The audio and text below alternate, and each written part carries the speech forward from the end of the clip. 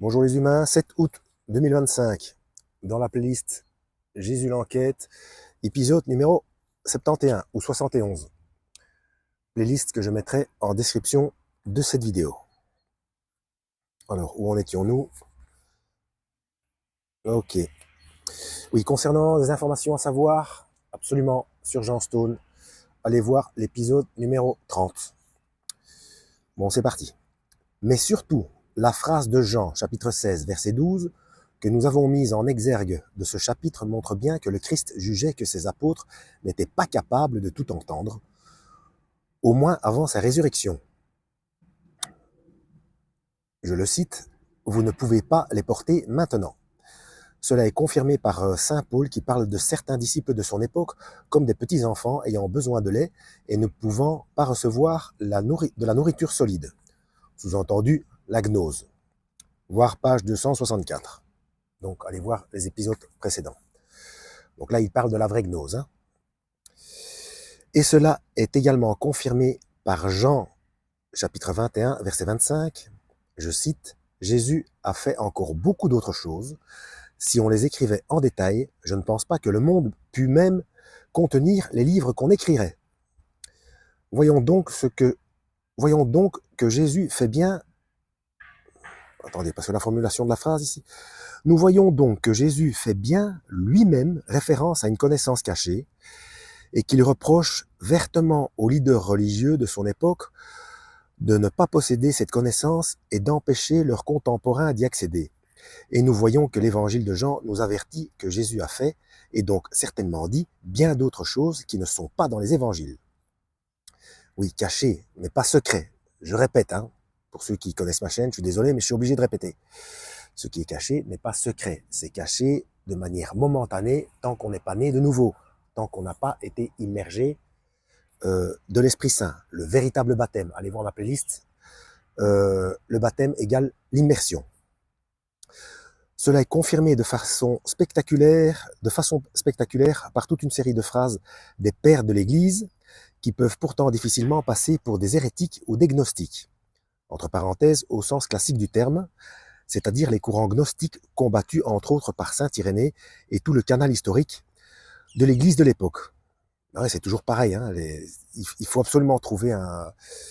Bon, maintenant c'est trop tard, hein, vu l'époque où nous vivons, quand on dit le mot gnose, directement, ça fait référence à ceux qui l'entendent et qui ne connaissent pas la différence, ça fait référence à cette sorcellerie, entre guillemets, alors que ce n'est pas ça en réalité.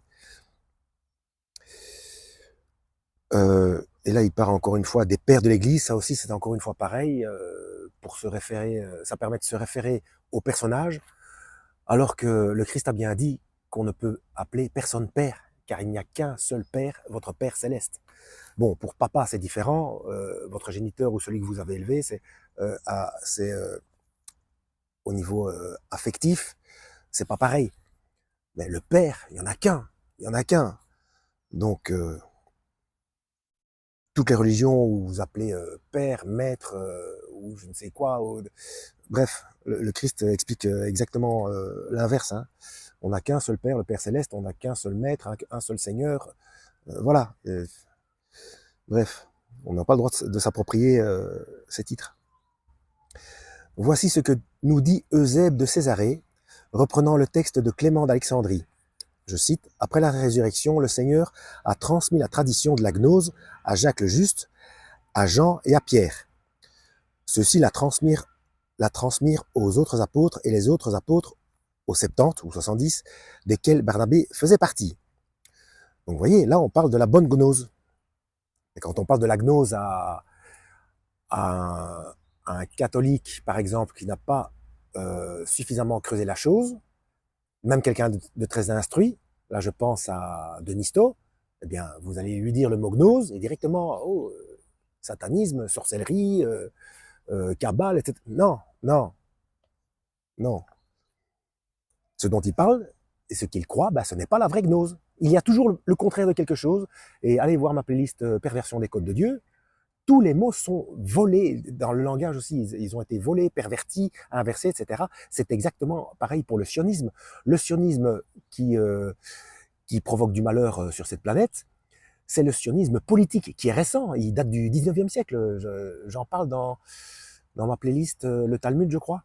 Enfin, il a été élaboré, il y a une date, il y a une année précise. Hein. Alors que le sionisme, le véritable sionisme, il est biblique et il date de l'Antiquité. Voilà. Ça n'a rien à voir, rien du tout. Tout ça, ce sont des vols de code. Alors, il y a une petite annotation concernant ce qu'a cité Eusèbe de Césarée. Hein. Donc, c'est dans Eusèbe de Césarée, Histoire ecclésiastique, chapitre 2, paragraphe ou verset 1 à 4, page 104 et 105. Il cite le livre Hypotypose de Clément d'Alexandrie. Voilà, ça c'est pour ceux qui veulent faire des recherches. Hein. Alors, Clément d'Alexandrie parle bien d'une transmission orale des connaissances, et cela à 3 personnes qui font écho aux fameux 3 piliers de l'Église rencontrés par Paul en Galates, chapitre 2, verset 9. Oui, parce qu'avant que ce soit écrit, on explique les choses. Donc, vous voyez, ça a de nouveau été volé. Donc, quelqu'un qui transmet à 3 personnes, on est de nouveau dans comment est-ce qu'on appelle ça? Dans la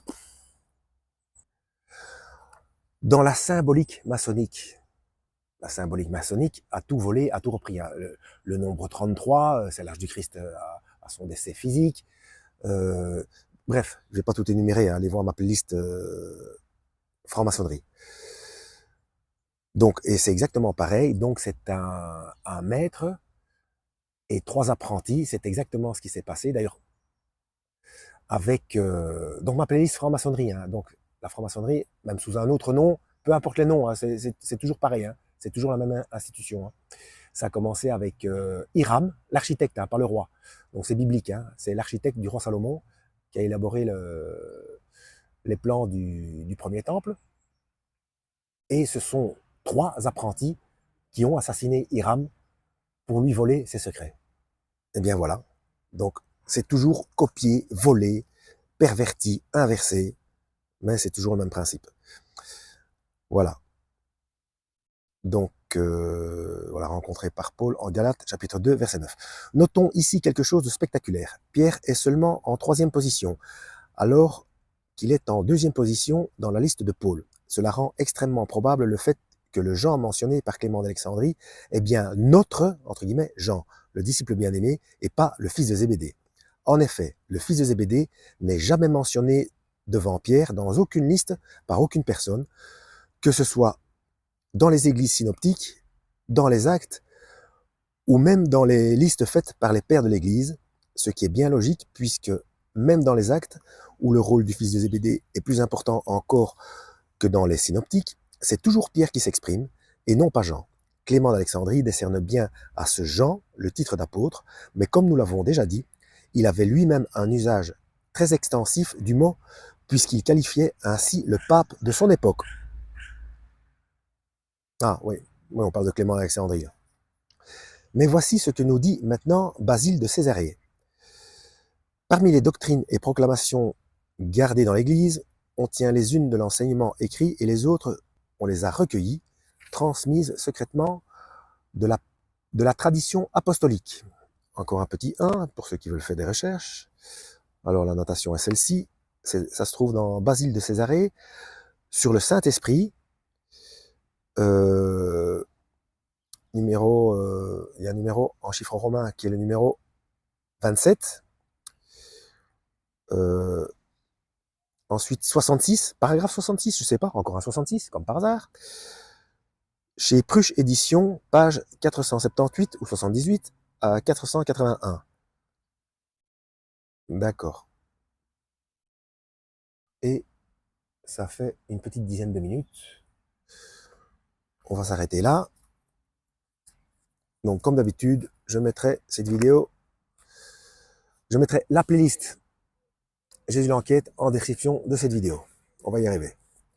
Voilà, à la prochaine. Lisez la Bible et que Yahweh vous guide.